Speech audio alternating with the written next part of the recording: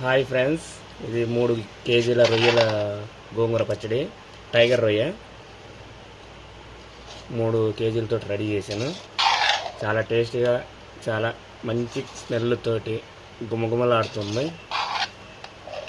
కావాల్సిన వాళ్ళు ఆర్డర్ చేసుకుంటే 3 డేస్లో మీకు డెలివరీ ఇచ్చేస్తాను. గుమగుమలాడే గోంగూర రొయ్యల పచ్చడి చూడండి, చాలా టేస్టీగా, చాలా కలర్ఫుల్గా ఉంది.